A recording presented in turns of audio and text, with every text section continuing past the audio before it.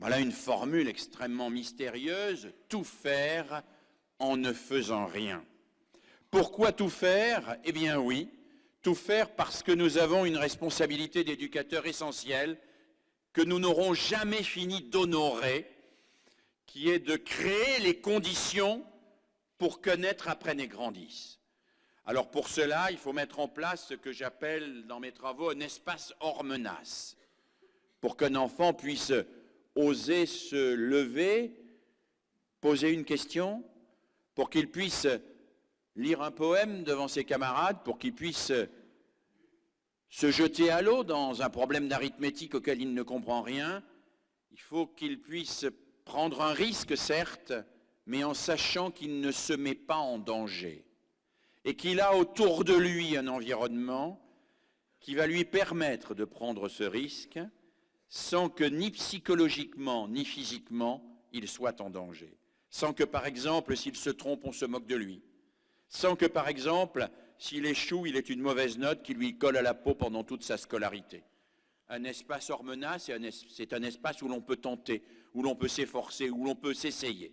Et bien évidemment, nous avons à créer ces espaces hors menace qui sont la base de tout espace éducatif. Dans ces espaces, nous avons évidemment à susciter le désir d'apprendre. Nous n'avons pas qu'à attendre simplement que le désir d'apprendre émerge et vienne. Vous savez, Célestin Freinet disait que l'essentiel de la pédagogie tient dans la façon de résoudre la difficulté qui consiste à faire boire un âne qui n'a pas soif. Sauf qu'il y a une très très grande différence entre les ânes et les enfants. C'est qu'un âne qui n'a pas soif, il suffit de le priver de boire. S'il fait un peu chaud, au bout de quelques jours, tout au plus quelques semaines, il finira par avoir soif et par vous demander à boire, d'une manière que vous comprendrez plus ou moins. Mais un enfant que vous privez de mathématiques, même s'il fait chaud, et même si vous attendez des semaines, rien ne vous garantit jamais qu'il viendra vous réclamer le théorème de Pythagore. Donc quand il s'agit de faire boire les ânes qui n'ont pas soif, on peut attendre qu'ils aient soif. Mais quand il s'agit de faire apprendre les mathématiques, l'histoire, la géographie, de faire accéder à la lecture ou aux grands textes de l'humanité, eh bien, nous avons une responsabilité infiniment supérieure qui n'est pas simplement d'attendre, qui est de proposer et de susciter à travers notre comportement, à travers notre capacité à entraîner l'adhésion, à travers aussi notre force, ce que nous incarnons de la culture des hommes et de son caractère émancipateur, nous avons à rendre possible l'émergence de ce désir. Nous avons bien évidemment à accompagner le saut dans l'inconnu que représente tout apprentissage. Nous avons à fournir des ressources permettant cet apprentissage. Salle de classe, c'est un lieu de ressources dans laquelle il y a des livres, parfois des ordinateurs, mais ces ressources, c'est aussi nous, adultes, qui nous mettons à disposition de l'enfant. C'est aussi notre capacité que nous avons à renvoyer l'enfant vers d'autres personnes qui peuvent l'aider, le renseigner et qui peuvent lui permettre de s'approprier des savoirs. C'est accompagner le sujet pour lui permettre de repérer ses acquis, de s'évaluer, de savoir s'il progresse, de savoir où il en est et comment il peut progresser encore mieux. Alors oui, tout faire, et c'est d'autant plus exigeant que nous n'avons jamais fini de tout faire. Parce que s'il y a des métiers où on peut, et il y en a peu, mais enfin il en reste quand même quelques-uns, fermer la porte le soir en disant « sur la liste que j'avais écrite de ce que je devais faire aujourd'hui, j'ai tout fait ». Et je peux fermer la porte en disant « tout est fini ». Aucun éducateur ne peut fonctionner ainsi, ne peut quitter la classe en disant « j'ai tout fait, j'ai tout fini ». J'ai trouvé l'exercice qui va permettre à Arthur de comprendre la proportionnalité.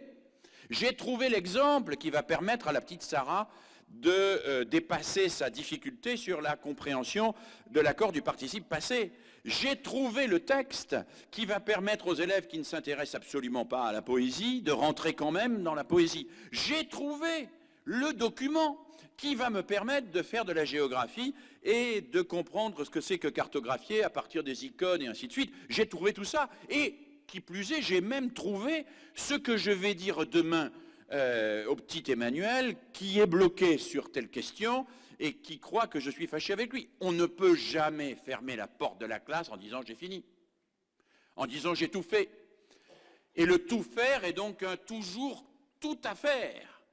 Toujours tout reste à faire. C'est un métier à cet égard qui nécessite qu'on s'économise un peu, mais pour pouvoir se donner et se donner sans jamais être certain qu'on a tout donné et qu'il ne reste pas quelque chose à donner. Et pourtant, nous dit Rousseau, on fait tout, et on n'a jamais fini de tout faire, mais on ne fait rien. On ne fait rien parce que je ne peux pas agir directement sur la liberté de l'autre. Parce que le désir d'apprendre ne se déclenche pas comme on déclenche le décollage d'une fusée à Cap Kennedy en appuyant sur un bouton. Parce que je ne peux pas faire à la place de l'enfant, à la place de l'autre, ce que lui seul peut faire, c'est-à-dire rentrer dans la compréhension de quelque chose, le travailler dans sa tête et se dire « ça y est, ça je l'ai compris, ça je sais ce que ça veut dire ». Parce que si je veux éduquer quelqu'un, je ne dois pas agir à sa place, mais le mettre en situation d'agir par lui-même, et ça, je ne peux pas le faire par définition, puisque, comme le disait Lacan dans cette phrase célèbre, si je me mets à la place de l'autre, l'autre, où est-ce qu'il se mettra? Eh bien, évidemment, en éducation, je dois tout faire en permanence, en ne faisant rien, c'est-à-dire en acceptant que l'essentiel, je n'ai pas de pouvoir dessus, puisque c'est la liberté de l'autre, que je peux simplement organiser les choses pour que de l'autre et de l'intérieur vienne cet engagement par lequel il décide d'apprendre, par lequel il accepte de grandir. Vous me permettrez une petite incise ici dans mon histoire personnelle, de mon histoire personnelle. J'ai écrit il y a quelques années un ouvrage qui s'intitulait « Le choix d'éduquer ». Cet ouvrage portait comme sous-titre « Éthique et pédagogie ». Et j'y développais justement cette idée que l'on a vraiment du pouvoir en éducation quand on accepte d'avoir aussi un impouvoir sur la liberté de l'autre. Et le moment où j'ai écrit cet ouvrage était un moment personnel très difficile, puisque l'une de mes filles, à la suite d'une agression violente, était devenue gravement anorexique et mettait sa vie en danger. Pour un parent, avoir un enfant, une fille anorexique est une épreuve terrible. On voit quelqu'un que l'on aime en train de se suicider quasiment devant vous. Et la tentation, bien évidemment. La tentation, c'est le gavage. Je l'évoquais tout à l'heure. La tentation, c'est tu mangeras parce que je le veux pour ton bien, parce que je veux te sauver la vie et que je t'aime. Je t'aime et je te sauverai la vie, donc je te ferai manger, que tu le veuilles ou non. Mais voilà. Elle seule a décidé de s'arrêter de manger et elle seule peut décider de recommencer à manger. Je ne peux pas décider de recommencer à manger à la place de quelqu'un. C'est lui qui doit le décider.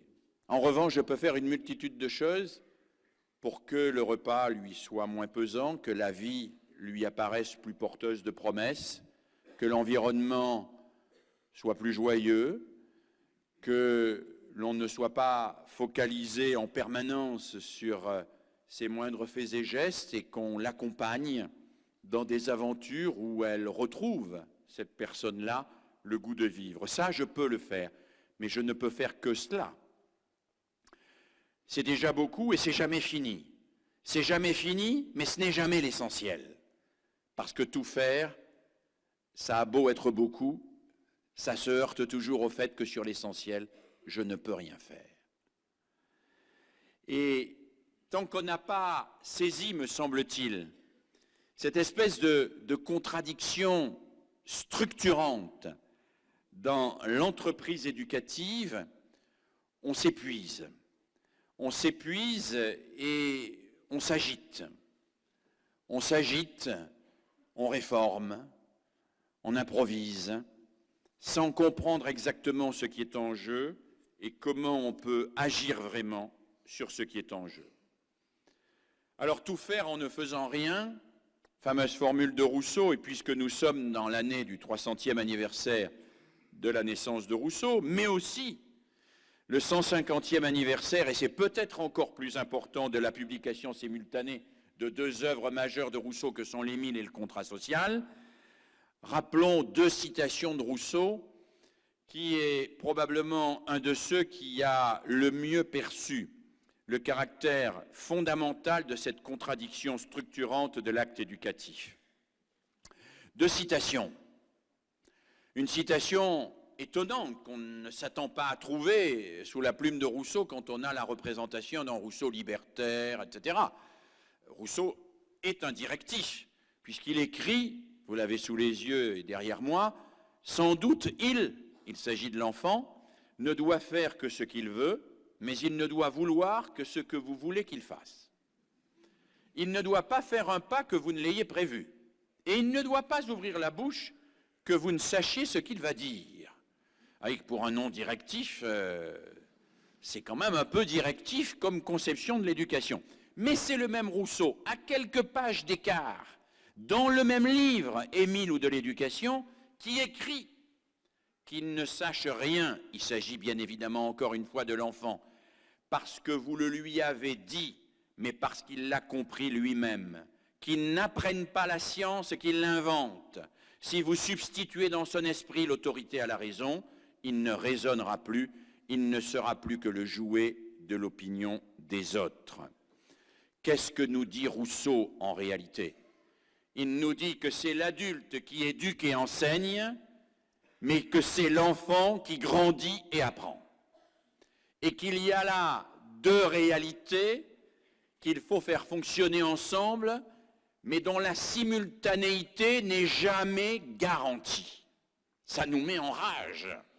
On aimerait bien que quand on éduque et qu'on enseigne, l'enfant grandisse et apprenne. Mais il y a disjonction entre les deux processus. Les deux processus appartiennent à des acteurs différents qui se rencontrent parfois, et c'est fort heureux, et c'est là où l'éducation advient, mais cette rencontre n'est qu'une rencontre, ça n'est en aucun cas une causalité systématique. Rousseau, comme tous les pédagogues, est favorable au fait d'assumer la contrainte éducative, mais en même temps, et simultanément, il veut que cette contrainte permette l'émergence de la liberté. Alors ça peut vous apparaître un peu philosophique, un peu abstrait, un peu abscon dit comme cela, et pour l'illustrer, cette thèse, que c'est la contrainte qui permet l'existence et l'émergence de la liberté, je voudrais évoquer une autre figure, beaucoup plus récente, de l'histoire de la pédagogie. Parce que c'est un autre anniversaire, cette année 2012 encore, c'est l'année Korczak. Alors, qui est Janusz Korczak? 1878-1942. Quelqu'un qui a probablement parmi les pédagogues le mieux exprimé comment la belle contrainte pouvait permettre l'émergence de la pensée et la construction de la liberté. Si 2012 est l'année Korczak, et si l'UNESCO a déclaré 2012 l'année Korczak, parce que c'est le 100e anniversaire cette année de la création de la Maison des Orphelins par Korczak à Varsovie, et le 70e anniversaire de sa mort. Pour ceux et celles qui ne sauraient pas vraiment qui est Korczak, quelques éléments biographiques. C'est un médecin polonais d'origine juive qui, en 1912, avant la Première Guerre mondiale, ouvre la Maison des Orphelins pour les gamins des rues et tente dans cette Maison des Orphelins d'organiser une éducation pour ces voyous dont personne ne veut et dont on pense qu'ils sont perdus à tout jamais pour la société. En 1914, il publie un ouvrage célèbre qui s'intitule « Comment aimer un enfant ». En 1920, et c'est en quoi Korczak est aussi un homme historique absolument essentiel, c'est celui qui propose la première déclaration des droits de l'enfant. et qui formule la première définition de l'enfant qui permet de comprendre ce que sont ses droits en disant qu'il est tout à la fois un être complet et un être inachevé. Il est complet, dit Korczak, parce que tout enfant, même tout petit, il a déjà la palette de toutes les composantes de l'humaine condition. Il a cette très belle phrase, Korczak, « Les souffrances des petits ne sont pas des petites souffrances ». Et c'est tellement vrai. Et en même temps que l'enfant est un être complet, il est inachevé, à cet égard il doit être protégé. Commence dès 1920 la construction, qui sera très lente, très longue, de ce qui sera adopté en 1989 par l'Assemblée générale des Nations unies, la Convention internationale des droits de l'enfant, qui doit tant à Korczak. Korczak est aussi un auteur de littérature pour enfants, puisqu'il écrit beaucoup de livres pour enfants, dont le plus célèbre en 1922 est Le Roi Mathias Ier. C'est aussi un homme assez extravagant, puisqu'il lance en 1926 une petite revue qui est entièrement écrite par et pour les enfants et qui est publiée une fois par semaine dans toute la Pologne. En 1932, Korczak crée une école expérimentale dans ses orphelinats où les enfants choisissent leurs activités et sont évalués sur des projets de fin d'année. Et puis, bien sûr, Korczak est surtout connu pour sa fin tragique, puisque le 6 août 1942, alors que la Gestapo envahit le ghetto de Varsovie, où Korczak s'est retranché avec sa maison des orphelins, il accompagnera les 192 enfants de l'orphelinat du ghetto dans les wagons à bestiaux qui les amèneront ensemble au camp de Treblinka, où il sera exterminé avec eux.